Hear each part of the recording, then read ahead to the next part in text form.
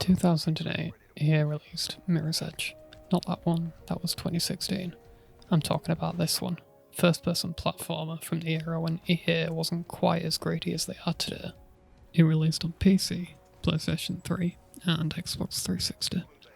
There's absolutely no difference between the different versions of the game, other than the standard graphics stuff you get on PC that you don't get on the other ones.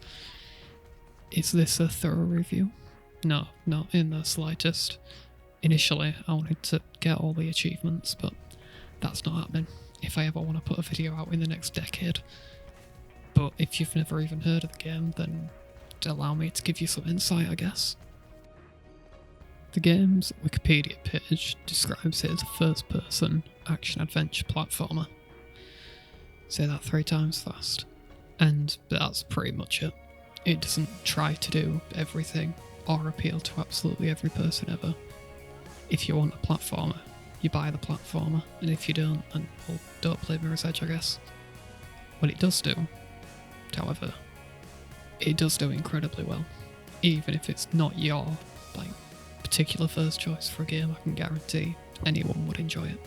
Whether it's competing on the leaderboards when that was a thing you could do, or just running around with no particular purpose. The movement physics are some of the best I've seen in a game to date. As is with any older game, the rose-tinted glasses were in full effect when I played through it to record all this gameplay. The platforming is incredibly smooth, and it feels really satisfying to perfect your route through a level. This isn't to say, however, it is absolutely perfect, with the only major problem actually being how buggy the physics can be.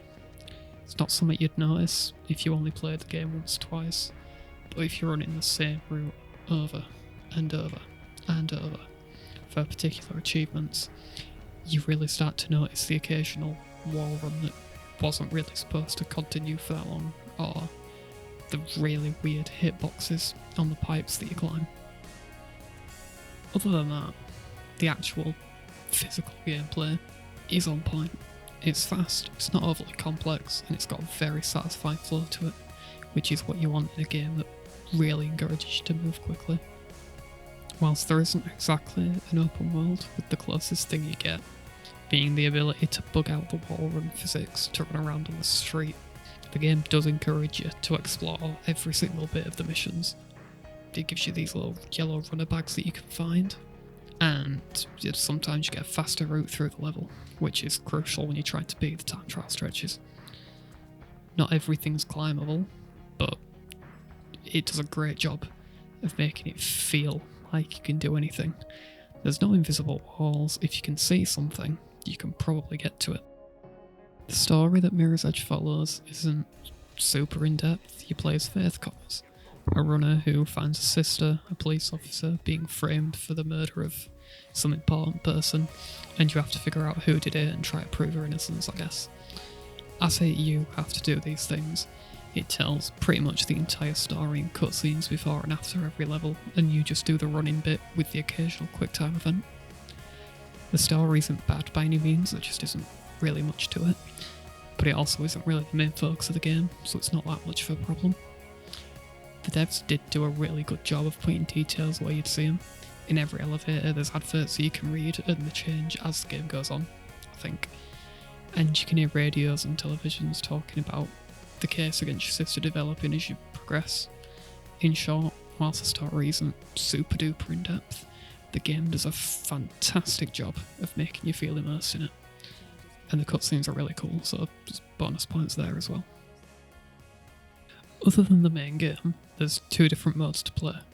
You've got speedrun, where you used to be able to compete on the leaderboards for the quickest time to beat a level, but EA, in their infinite wisdom, have since taken it down. I spent the most time on this one. My god, is it difficult sometimes. You get an achievement for beating the qualifying time on every mission. Some of them aren't particularly difficult. Some of them made me want to blow my head clean off. To get 4 of them done, it took me longer than it did to do 2 playthroughs of the actual game. That could be a skill issue. That could just be how difficult it is. I don't know. The times aren't necessarily hard to beat, just avoid combat and look for faster routes. The problem is the buggy physics.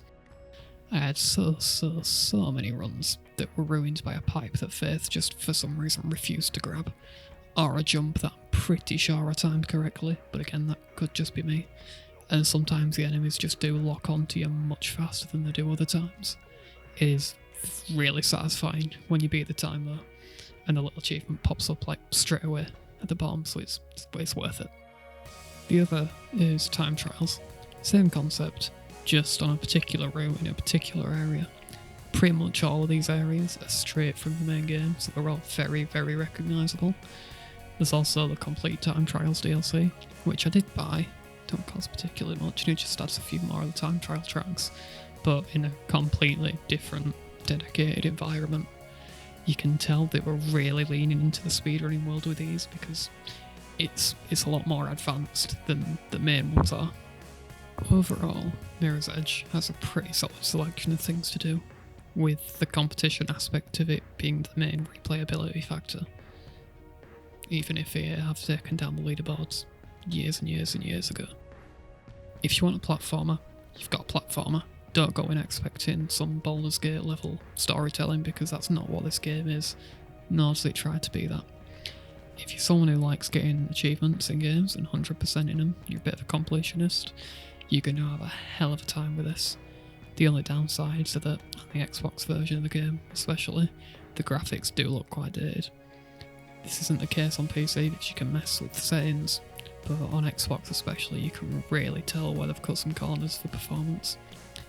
That and the sometimes kind of buggy physics do present some downfalls, but if you can get past the kind of dated graphics, Mirror's Edge does make for a very fun experience.